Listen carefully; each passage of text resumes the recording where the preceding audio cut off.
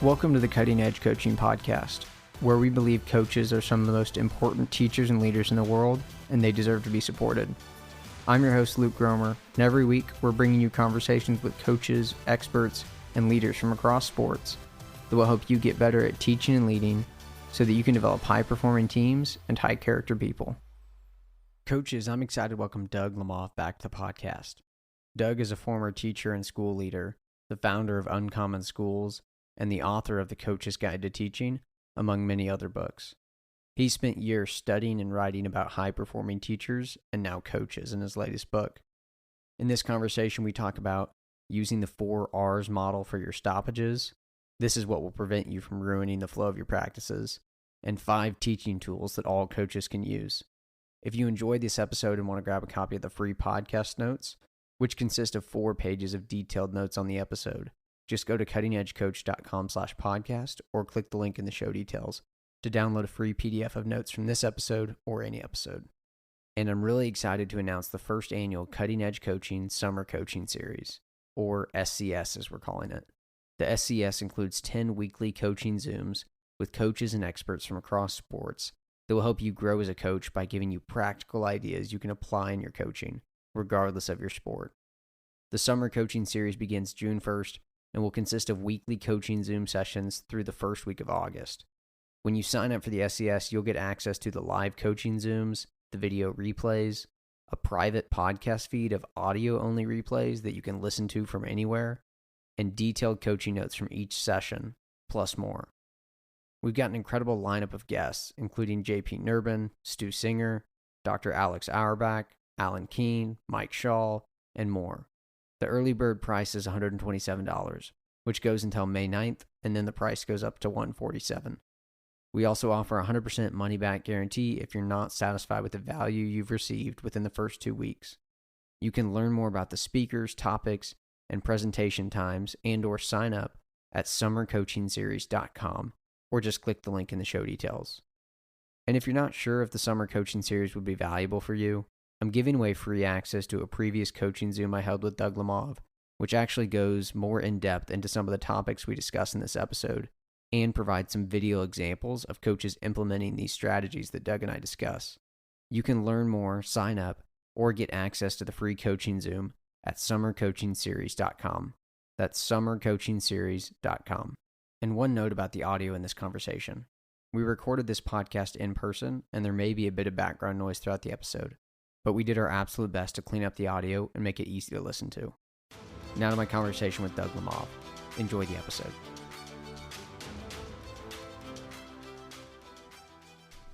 Coaches, super excited to be sitting down in person with Doug Lemov for the first time. Doug, thanks for taking the time to join me here at the United Soccer Coaches Convention. And yeah, good to meet in person finally. Yeah, it's great to meet you. Cool. Well, Doug, I know you have a couple sessions you are doing here at the convention for coaches, and in one of those sessions, you are highlighting the 4 R's model for stoppages. Yeah. Will you talk to us about what that is and walk us through those 4 R's? Yeah, sure. Maybe I should start by, I'll try to define what a stoppage is, because I think that it turns out it's easy to define this differently. So a stoppage to me is when you're in a game-based setting. You're playing 4v4. You're playing a small-sided soccer game. You stop the action live because you want to make a coaching point. Hey guys, let's try and play the ball wide here. Hey guys, hey girls, let's snap open our hip. Let's try to receive the ball across our body, snap open our hips, and with our eyes up. Right. So that's like a coaching point. It's delivered to the whole group in the midst of a game-based activity, right? And this is just it's funny that it doesn't really even have a name, this thing, because it's so constant and so frequent in the experience of coaches and players, right? That we're constantly putting people in games and then pausing their games to tell them things about how to play their games differently. And so the question I've been sort of wrestling with is what is a good stoppage? What makes a stoppage effective? You're looking at me like you think I'm going to answer that. Yeah, I know. That is the question. Right. Yeah. It's probably easier to find what doesn't make a stoppage effective than what does. Well, that's true. Like a lot of watching stoppages not quite work is good experience, often for the observer more than the players. So a couple of things that I think are, so you mentioned the 4 R's model. I'll just tell you what I think the R's are and why they're in there. And then there are a couple of other things that aren't in the R's that I think are actually also really important. One of them is just to be fast, right? We want to like tell players one thing to think about, not overload their working memory with 5 things that they can't follow through on, and then let them try it, right? And so like, and beyond a minute or so of talking, people are starting to tune out. They're practicing tuning out when I'm talking. I'm probably reiterating myself. So one idea at a time, let them use it. That's like one key principle of a stoppage. Okay, so then the 4 R's are: 1, recreate, right? Why am I making a stoppage? I'm making a stoppage because there's been something that I've observed that either players have not fully understood about the game, or that was great and that I want to replicate. And that begins with the idea that they have read or failed to read something about the game, right? Decision making starts from visual cues. And so I want my discussion of it to start from the visual cue, otherwise it's not replicable. In other words, if I don't say, pause, guys, Luke had the ball here. What do you notice about the space in front of him? There are 3 opposition players there. Yes, that's true. What can we do about that, right? Unless I say that, if I just say we need to play wide here, and I don't start from the game cues that tell me that why I need to play wide, then players will only really learn to follow our directions as opposed to recognize the cues. So to me, decision making always starts from perception. If I believe that it starts with perception, then my stoppages, my teaching has to start with perception, right? So recreate the scene. That's the first thing. We can't solve a problem together unless we're looking at a problem. Next one is review, which is teach them something. Could be that Todd Bean, the coaching expert, he describes 3 options for review. You could pose questions, perfect, which is basically like improve on the execution, or praise, which is like, that was really good. Let's talk about why it was so good. But basically I want to teach. You could ask questions, you could be directive. Both of those are valuable. I want to keep it short. I want to focus on one thing. And I think one key point there in the review portion, the teaching portion, is I want to make sure that I'm engaging not just the player on the ball, but lots of players around. So the message is this is a group activity, a group conversation, and you feel attentive and engaged no matter where you are in the field or court. The third thing is... Sorry, can I just ask? Yeah. How do you do that? Because I think too often, coach makes a stoppage.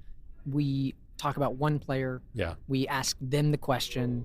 Yeah. And then we go back to it.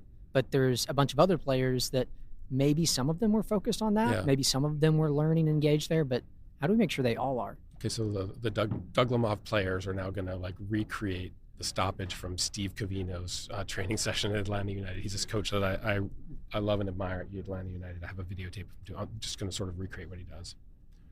Defensive player passes the ball into a midfielder in play. Midfielder receives the ball, does not check over his shoulder and recognize that there's space behind him, so he plays backwards when he had the opportunity to sort of turn and play forward and create an opportunity. Pause, Steve says. Play the ball back to Brandon, who's the defender with the ball.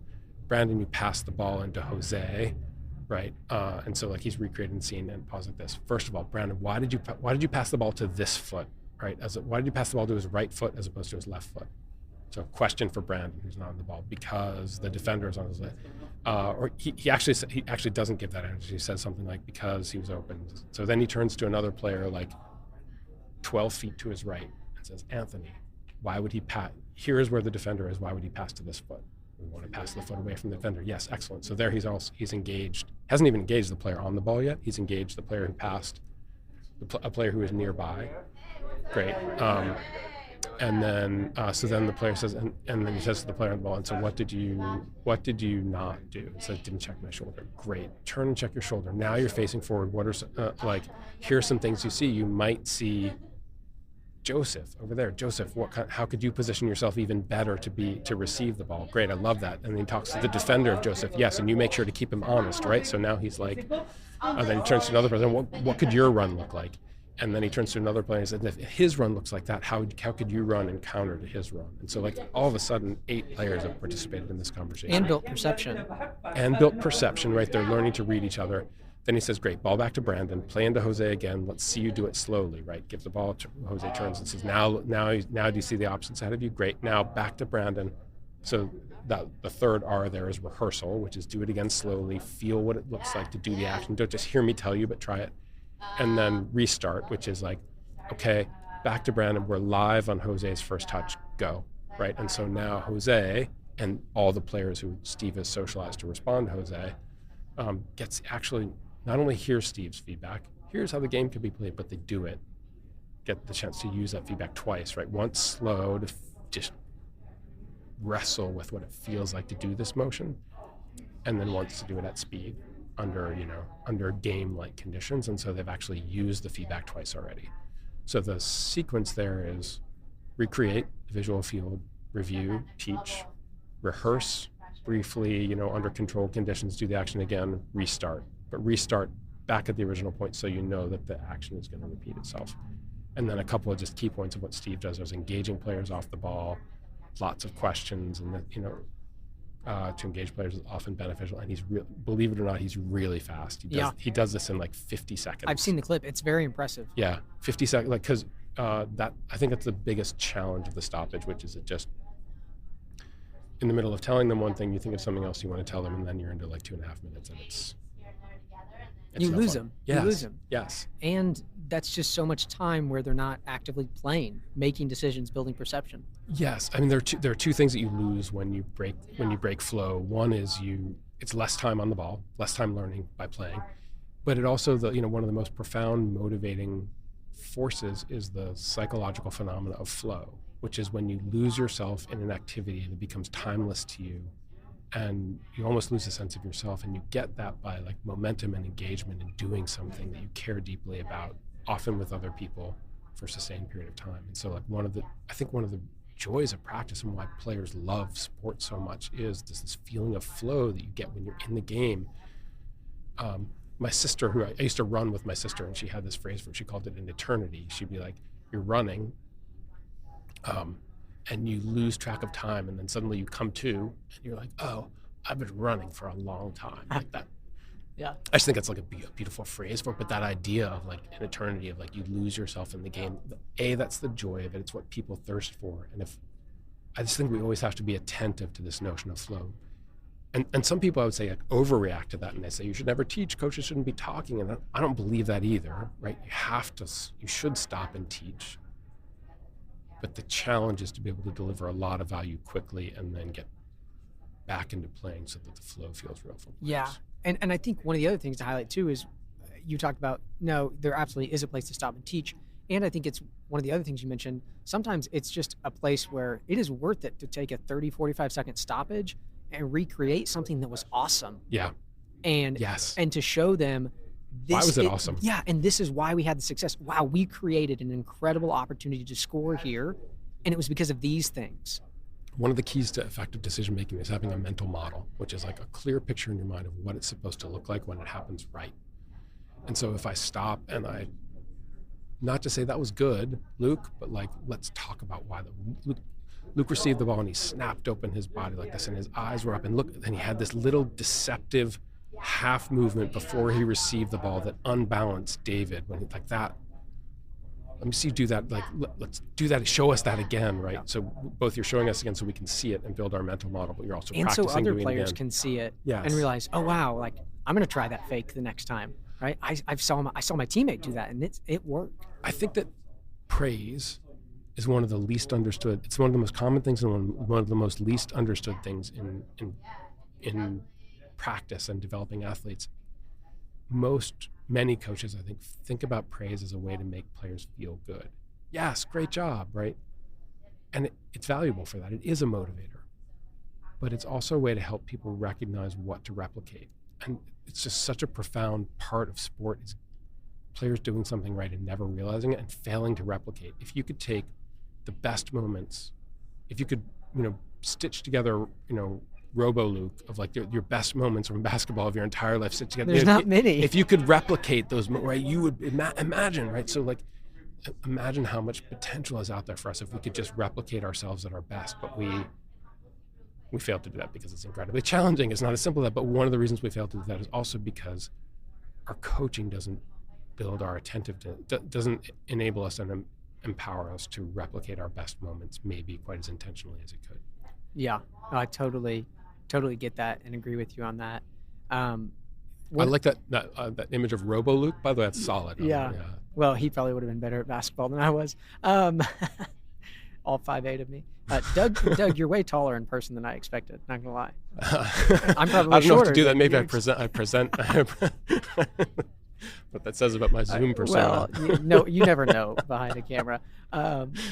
Okay. I'm 6'3", but I play 5'9". Yeah.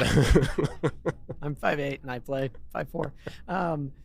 I know we only have a few more minutes, but I know one of the other things you are presented on were 5 teaching tools. Yeah.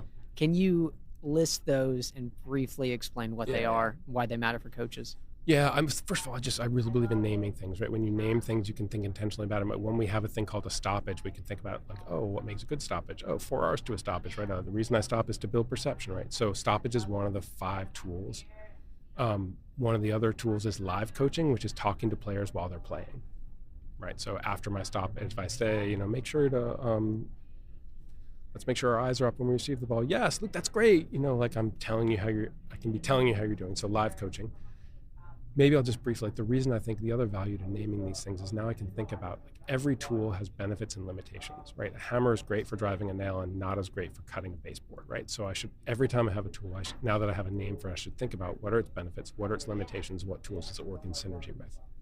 Live coaching is great because I don't have to stop players from playing. I can respect flow, but I'm also forcing them to choose between listening to me and playing, right? And they may not hear what I say. And so it's a great tool for like motivating and building the psychosocial environment and like socializing players. Yes, I love that you took the risk there. It's not as good for,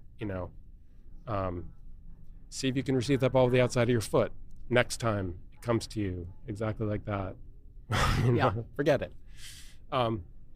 So one of the tools is what I would call like a discussion, which is just similar to a stoppage, but different in that we're not in the middle of live play, right? It's like after a game, we're like, great, bring it in, guys. Let's talk a little bit about what we learned there, what we need to focus on, either before or after, right? It's like a less time-bound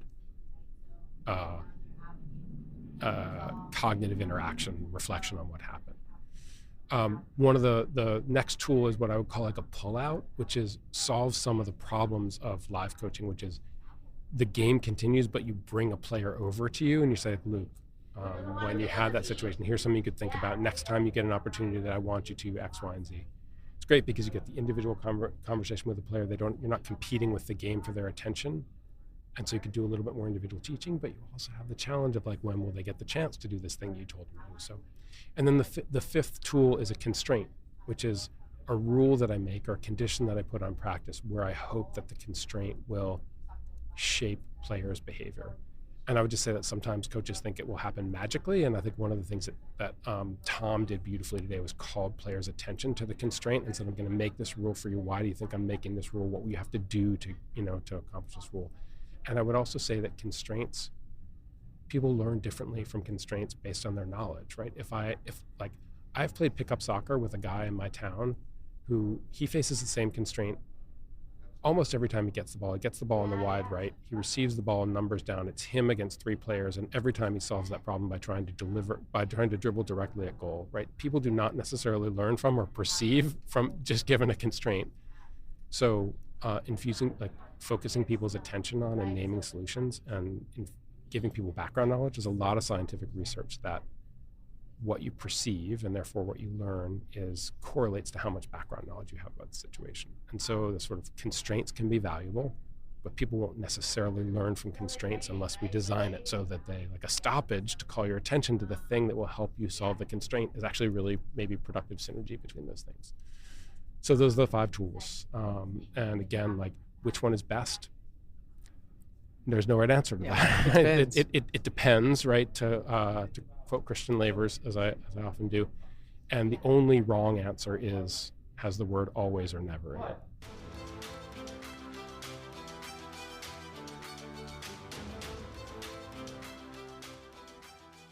Coaches, thanks for listening to this episode, and a huge thanks to Doug Lemov for joining me.